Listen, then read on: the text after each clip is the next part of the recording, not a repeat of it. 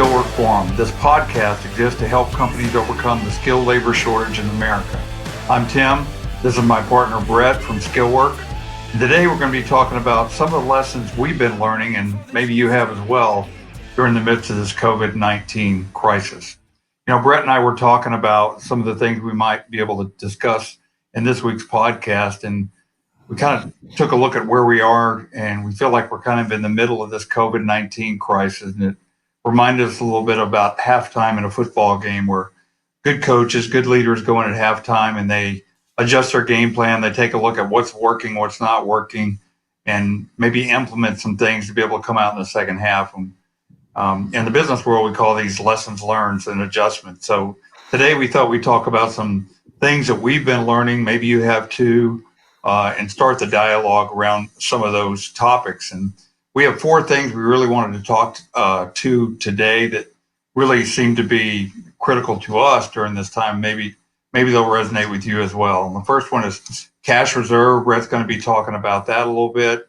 Then we're going to discuss risk management. What does it look like to have a solid risk management program in place at your company?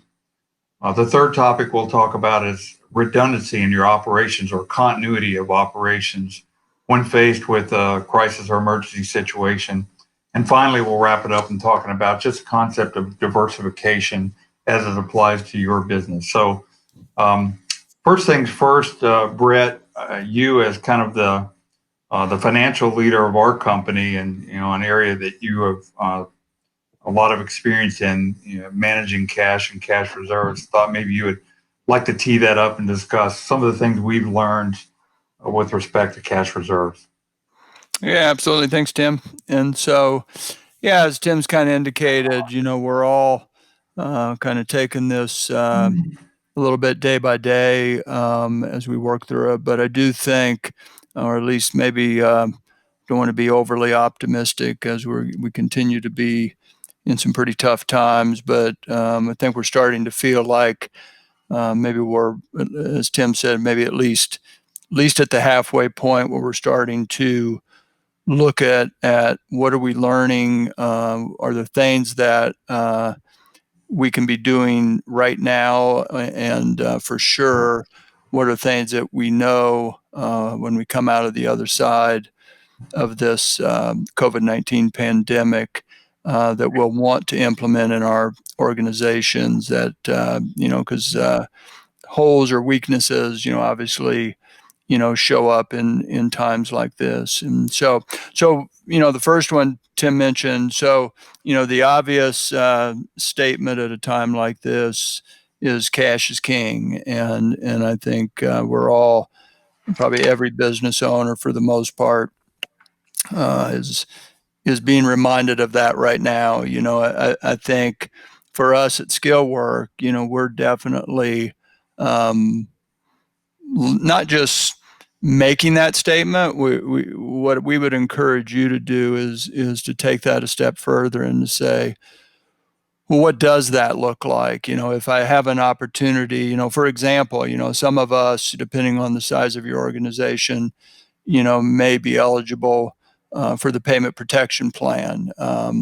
Obviously, for a lot of us, you're going to need those funds just to keep your business going, for the next couple months. For other people, there may be a little bit there that they can use as to begin a little bit of that cash reserve. And so I don't want to just assume that everything we're talking about today is stuff that you should start thinking about after we get through this, because we all know the reality, unfortunately, of that is once this is all over and we go back to warp speed, we'll forget about some of these things. And so I think it's really important that we start putting some pieces in place now and thinking through them now. So whatever that looks like, but at minimum, when you're in an economy that was booming as well as the one that we were in 30 days ago,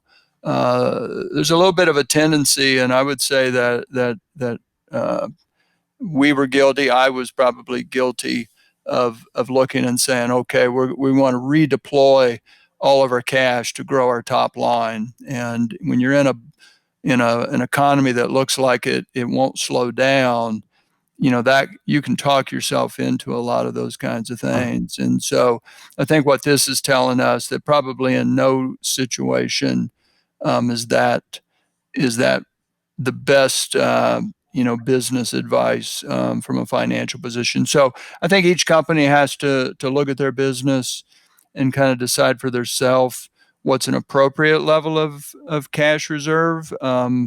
I know at Skillwork here, I'm looking at it at something probably in the 3 to 6 month range of operating expenses that we would have that level of cash on hand. So, I guess to practically think about that, as we have the opportunity, just like you do at home, you'd, as opposed to buying something on the credit card, you'd be disciplined enough to save the money and then buy it. We're kind of saying the same thing in this case, maybe a little bit more so from the standpoint of the operating expenses. A lot of us are having a lot of anxiety, hoping that the federal government provides some relief and so forth. But there's some companies, to be honest, that are not as nervous because they're setting on cash. They were, basically more prepared than maybe others. And so I would encourage us, whether that's 3, 6, maybe you feel you need to go longer, but as opposed to over leveraging or redeploying all your cash, thinking that this thing will never slow down.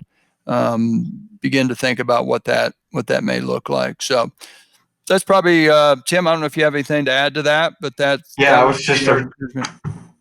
sorry, Brett. I was just Yeah. thinking about how this relates on a personal level. I mean, we all have budgets at home, and one of the guys we like to listen to and advise people to listen to on a personal level is Dave Ramsey. You don't have to agree with everything he says, but one thing he says that makes a lot of sense is having an emergency fund at home. And setting on 3 to 6 months. Matter of fact, that's like his first one of his steps. He says get an emergency fund set aside so that not if, but when an emergency happens, you're ready to respond to that, and you're not having to defer to some other approach to be able to cover, which in the long term ends up being more costly.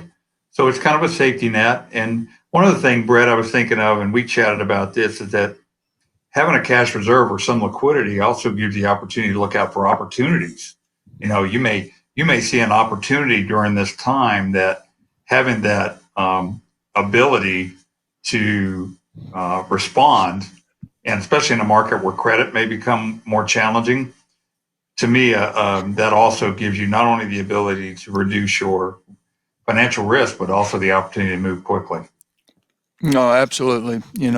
Obviously, as you said, Dave Ramsey, is somebody. He's very debt averse, very very cash, pro cash. To probably the extreme. But I mean, right now, some of his advice seems very wise. And then obviously, just from a pure godly principle that we follow, just stewarding our resources is important to us. And I think part of that stewarding is making sure that we're being wise in how we manage our cash and how we, because it's important. I mean, if we have cash, it takes a lot of the anxiety away, allows us to protect our employees. Companies you see right now that are being able to do things and pay their employees through these times, most likely those are companies that have had the benefit or the good fortune of being able to put some funds away in the good times. So just something to consider. We all want to come out of this, and we will come out of this. Some of us will come out of it and learn from this and become better leaders, stronger businesses. And so we just want to encourage, like I said, to be thinking about it now. And because when it gets busy again, there'll be a tendency to kind of forget. So So what's our Yeah. second one, Tim? What's our second Yeah. topic? So it kind of rolls into that. We're talking financial risk mitigation, really, with the cash set aside. So the idea of risk management is a topic that I think a lot of companies really either don't understand or don't take the time necessarily to invest in it. Um, my background coming out of the military, where your operations were critical, obviously lives are at stake, national security, and then after that, working in some big defense industry companies where risk management was a huge part of the projects we were working on because they could not fail. They had to succeed. So managing risks in that environment became second nature to me. So we thought we'd talk a little bit about how do you put a good risk management program in place at your organization if you're a small mid-sized business, and really what does that mean, risk management? Well, relaying it to what we're seeing in all around us right now. If anybody pays attention to the daily coronavirus task force press briefings or any of the people on that speaking, you'll hear them talk all the time about mitigation steps, mitigation steps. The biggest one being social distancing and washing your hands. So what are they talking about there really is steps that you can take to help reduce the probability and or impact of the spread of the coronavirus. So it's a great example to look at. They're essentially implementing a risk management program to try to reduce that. And that's really what risk management is all about. It's trying to reduce the probability and impact of something occurring, something that is going to impact your business. It could have a negative effect on your business outcome, objective, operation. So it's different than crisis management in that crisis management is what we find ourselves in at the tactical level day to day. It's something that we're dealing with right now. Risk management is more thinking about those things in the future that haven't happened yet. But if they do come to fruition, could have a significant impact. So I always talk to people about what is the thing keeping you up at night that you're thinking about, and what are you doing? What steps are you taking to be able to help either mitigate the impact of that or the probability of it happening? In short, risk is, if you want a book definition, it's an uncertain event that, if it occurs, is going to have a negative impact on your business. It's really uncertainty that matters, and not all risk is something you want to pay attention to. You have to really take a look at it and make a return on investment decision. Do the steps that we're taking, are they worth the investment to do? You hear all the time, President Trump always says, the cure can't be worse than the actual disease. Same thing with risk. The mitigation steps can't cost more than what it would cost if we just allowed this thing to happen. So risk management is a proactive way that you as a company can identify those things. And we like to talk about it here at Skillwork, that risk management is really a team sport. Everybody in the organization has an opportunity to identify risk. And I found that oftentimes the risks that really can derail your company are ones that are filtered up from the lowest level of the organization, because those guys see this every day. And they're assuming that us at the top level are aware of it, and oftentimes we're not. So identifying those risks and responding to those risks in a timely way. And essentially, without going into a lot of detail, the idea is you identify the risk. If this event were to happen, what could be the potential impact? And then once you identify that risk, you essentially want to look at what is the probability of it happening. Just assign some value to it. Could be 1 to 5, 1 to 10, high, low, medium. So what's the probability? And then what's the impact? If it happens, what is the impact of my business? And again, a numerical scale works really well. So you combine those two things together, probability and impact. And then from the result of that, if you have, say, 6 or 8 risks, which are the ones that really filter to the top as ones that could have a huge impact or more than likely are going to happen? Then you simply take a look at that and begin to put down steps that you can take now to lower the probability or the impact. That's what we're doing with the COVID-19. The steps that they're implementing right now: social distancing, lockdown, hand washing, developing a vaccine, therapeutics. All of those are steps that they're taking to reduce the impact and probability of you and I in the country falling under the negative outcome of the COVID impact. So we think that's something. Even now, you as a company may take the opportunity to begin to think about that, implement it. If you're not familiar with how to do risk management program, just Google implementing a risk management program at my company. There's a lot of information out there for you. And Brett is a guy who maybe has seen the benefit of a risk management program versus when you don't have something like that. Maybe you could weigh in on some thoughts.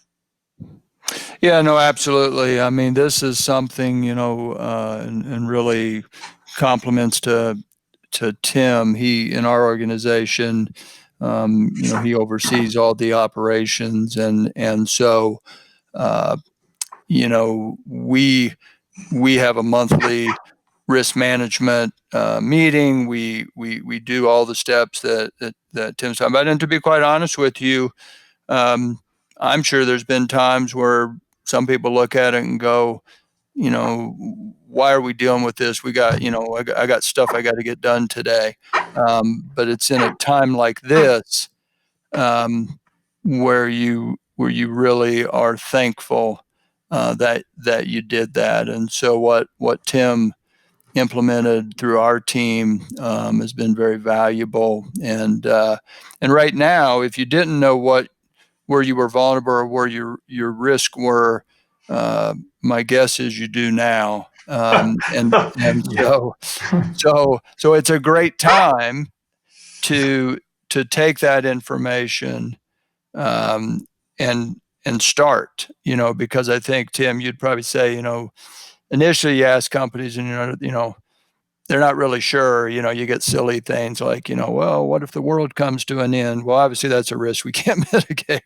And so you got to take things that are tangible, but now I'm going to guess they are. Now, I think it kind of rolls in, Tim, I would say our work that we've done on risk mitigation really leads into the third topic that you're going to speak on. And because of the risk mitigation, we really transitioned into having to work remote and those kinds of things quite easily, because we were somewhat, we were prepared for it at some level. So with that, I'm going to roll it back over to you on just the whole topic of redundancy and in your operations. Yeah, so bringing it home a little closer, Brett, this is definitely a risk, management topic that's near and dear to our heart, and probably many of you out there listening. So, what does it mean to have redundancy in operations? Essentially, you have key factors, key operations, the key things that it takes to keep your business running. And normally, we as human beings, we get into a habit, an approach, a process that works well for us, tried and true, and we get comfortable in that.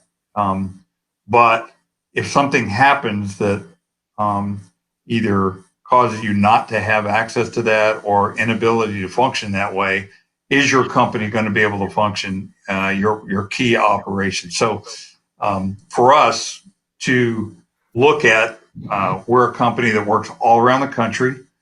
We do a lot of our work virtually. We do a lot of our work through computer network and what's called telephony, essentially our telephone system.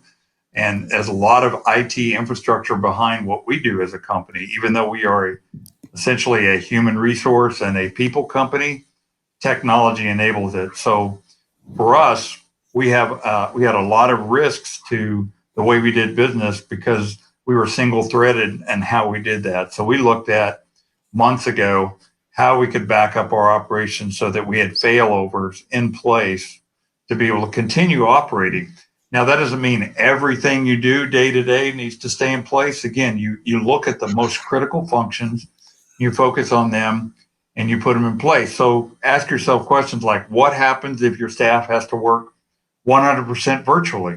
Or What happens if a key individual is out? For example, let's say somebody in your organization or on a project gets exposed to this COVID-19, and you have a key project manager, for example, that is no longer there. Do you have a contingency operation where somebody could step in and fill that role and keep the project running on time? So single points of failure and our critical operations are something that we all need to and want to avoid. So thinking about backup plans, and actually many of you are probably developing them on the fly or implementing them now and finding, because you've never really tested them, you've never really tried them out, that you're finding that there may be some flaws and some weaknesses. So having, like, for instance, a backup diesel generator for your power supply, that's great.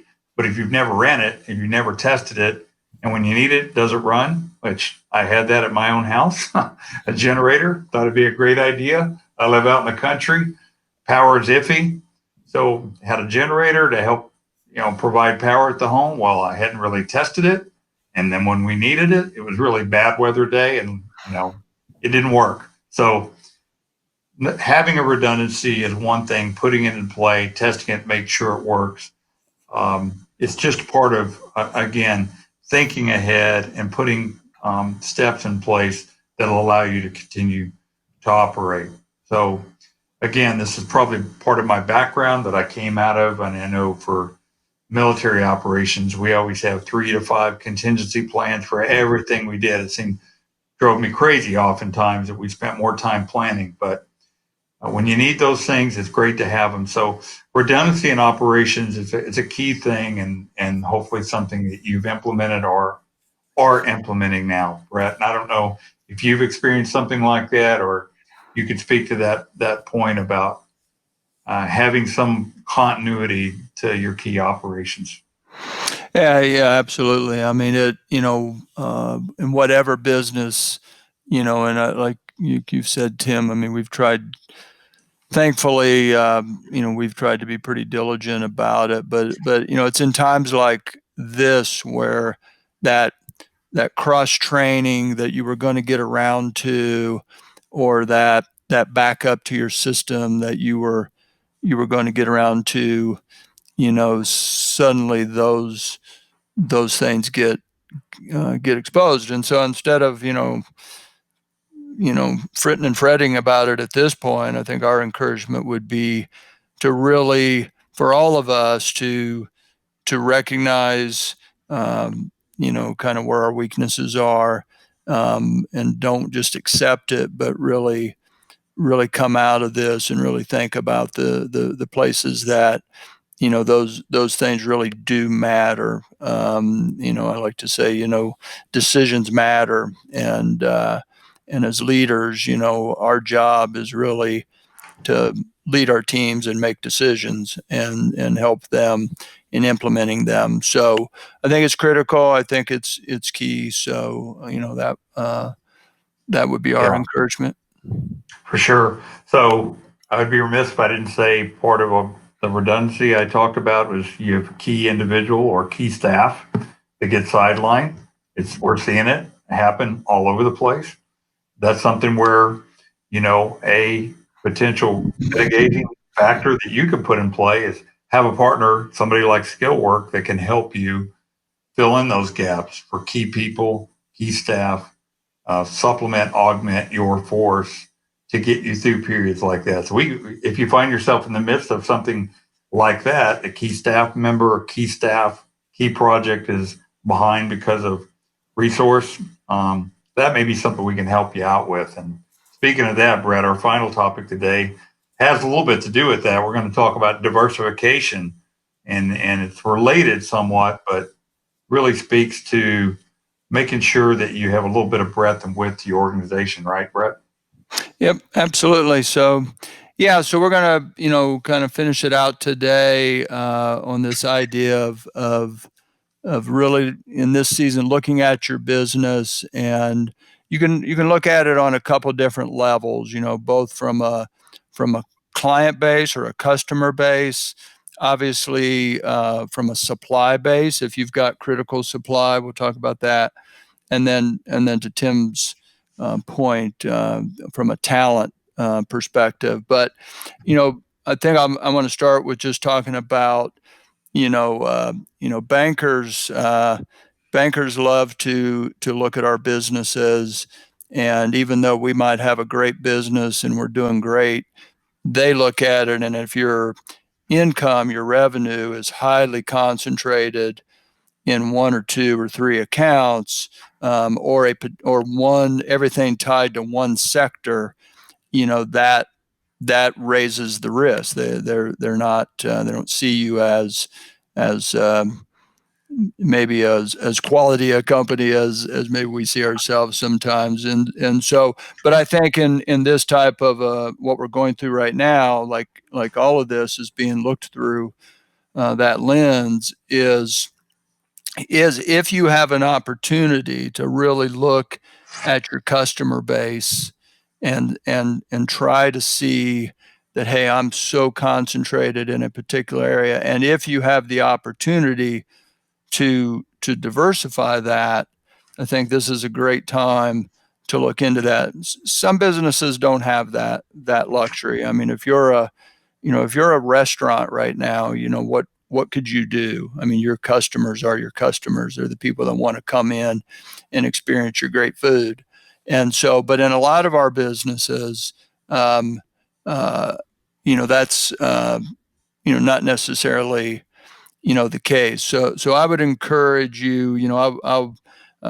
Tim's heard me say this before, but before we started Skillwork, I owned a food manufacturing business, and I started a new baking company years ago, and when I started that company, one customer was 90% of my business, and it became, when Tim says what kept me up at night, it was that one customer was 90% of my business. And so I worked very hard, or my team worked very hard over a period of years, to be honest. It didn't happen overnight, that we were able to keep that customer growing. But when I sold that business, that same customer was still with us, and they were bigger than they were when we started, but they were 30% of the business. So that's an example of just being aware and trying to diversify, so that in a situation like this, or hopefully we never go through something quite this large again, but that your business can survive, so to speak, if certain channels close down. So kind of the same subject or the same idea, with suppliers. Now for us at Skillwork, that's less of an issue. We're not making a product. We're, as Tim said, we're in the HR side of the business. We're finding you the skilled talent that you need, which we'll talk about that as a diversification here in a second. But if you're a company that is, in my old world, we bought pork bellies, and so if I were buying all my pork bellies from one supplier, or one plant, and that plant gets hit by a tornado or a fire, I've got a problem.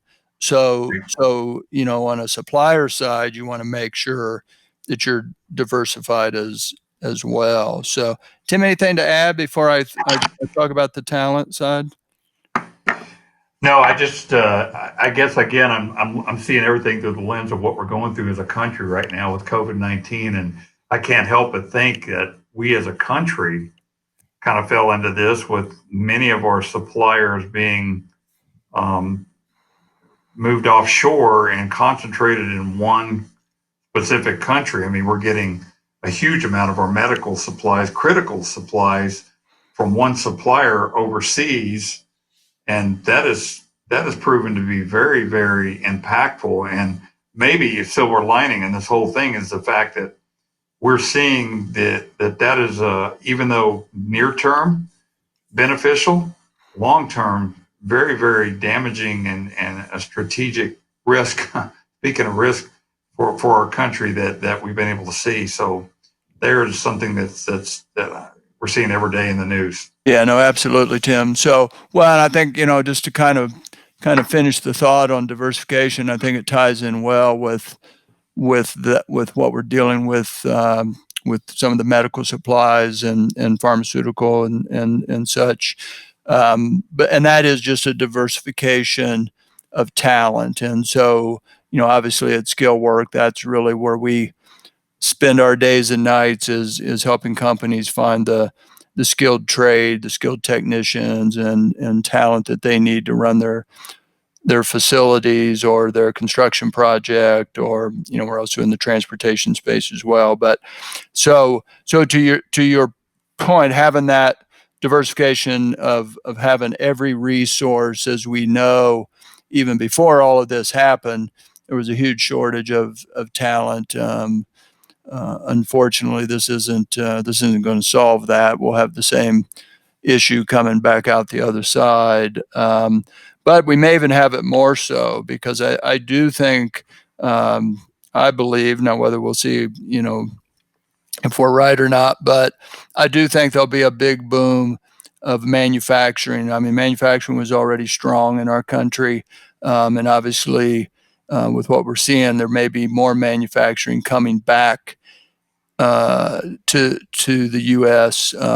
So that we can protect our supply a little bit better coming out of this. You're already hearing a lot of talk. If that happens, that's great. But it's going to put even more pressure or more opportunity, whichever way you want to look at it, on finding the talent, and specifically in our world, the skilled talent, both for the construction to potentially build or expand or finish out or facilities, and then to be able to run those. So again, just having that supplemental labor opportunities or talent that you need, I think, is key. So that's probably, I think it touches on most of what we wanted to today, Tim.